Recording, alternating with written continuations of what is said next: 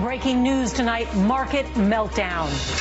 As the coronavirus spreads, stocks take a nosedive. This is fears of the coronavirus spread. More schools and universities suspend classes. Also developing tonight, at least 3 new deaths reported in Washington state, the nursing home crisis there.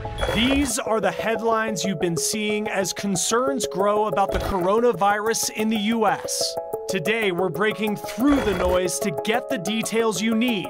What you should know about the virus, how you can protect your family, and what's being done to find a treatment. This is Coronavirus, the Facts.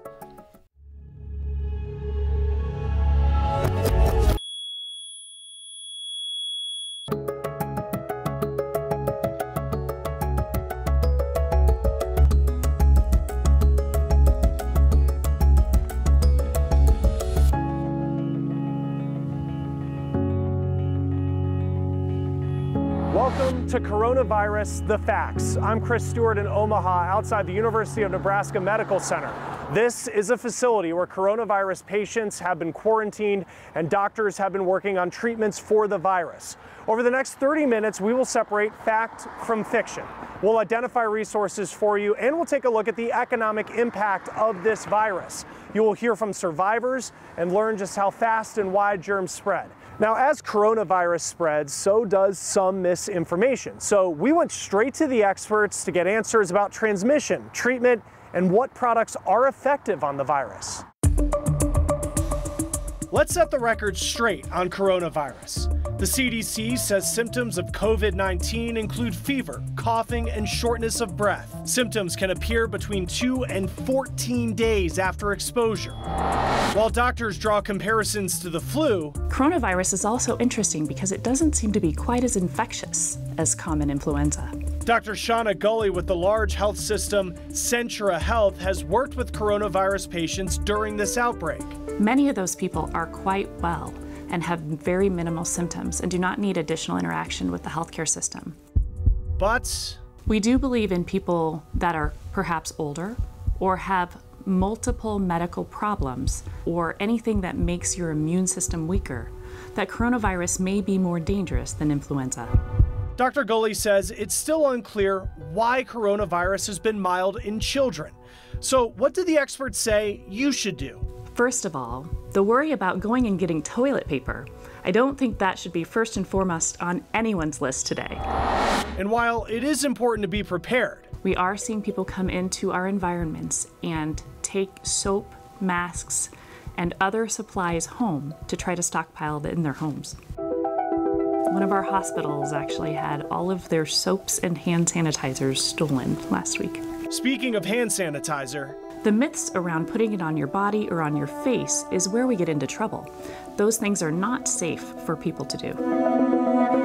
The CDC says people at a higher risk should avoid crowds. Dr. Gully says it's a good idea to keep your space. We believe that staying about 6 feet away from somebody with symptoms is the most protective space. As the number of cases grows in the U.S., public anxiety may be growing with it. So don't fear communicating if you're dealing with another kind of medical issue. If you're an allergy sufferer, I think it's important for you to talk to others about the fact that you have allergies and for them to be a little bit more assured that you're not infective, you have no fever, you have no deep cough, and you have no risk factors for coronavirus. But if you are experiencing any of these symptoms, the CDC says call your doctor. We're standing outside the University of Nebraska Medical Center. This is a facility on the front lines of confronting coronavirus. Amanda Brandeis talked to one of the patients inside. Goldman and his wife Jerry couldn't have written a more perfect script for the first 15 days of their Southeast Asia cruise. But the last day marked the beginning of an unpredictable story. We were fortunate because we had a mini suite, so we had a balcony and could look out at the craziness out there, which was like a scene out of the movie The Andromeda Strain, with 60, 70, 80 ambulances at each time pulling up. The media was all around. They were among thousands of passengers quarantined on the Diamond Princess cruise ship in Japan.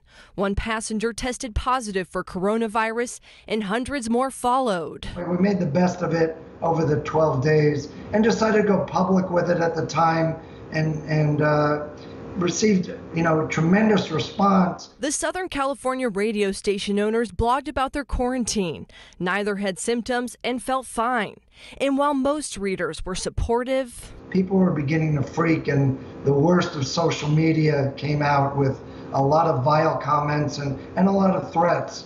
Eventually, a military plane evacuated passengers back to the United States. But on the flight, Carl woke up with a fever. He tested positive with the virus, and doctors sent him to a Nebraska hospital biocontainment unit that looks similar to this one. No one entered my room without wearing a full hazmat suit.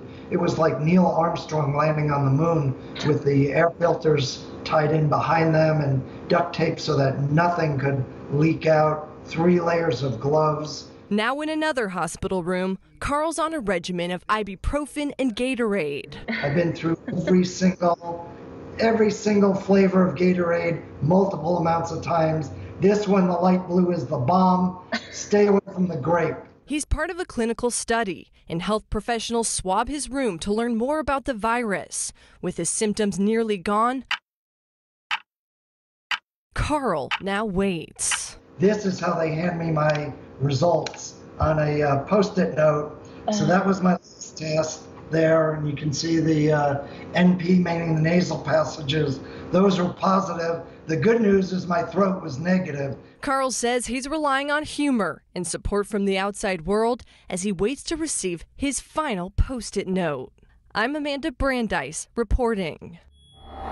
People are stockpiling items amid this coronavirus outbreak. The CDC says it is important to have good supply, but unnecessary to go overboard. You may have seen pictures like this showing shelves empty of items like toilet paper and hand sanitizer. So should you do this? The CDC says older Americans and people with underlying health conditions should have a strong inventory of supplies so they don't have to go back to the store. The CDC also recommends families have basic supplies like water and batteries on hand as part of their emergency kit. But remember, leaders say people should avoid buying more than they need.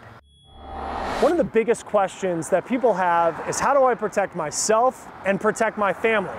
The CDC says a lot of the steps are basic, like washing hands with soap for at least 20 seconds. The CDC says to use a hand sanitizer with at least 60% alcohol if there's no soap available.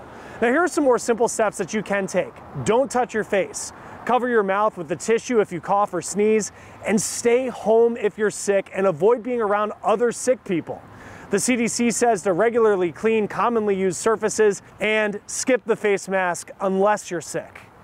Right now, there is no vaccine for coronavirus. We're inside a lab working to change that. And we're exposing just how important it is to wash your hands thoroughly, the demonstration you won't want to miss.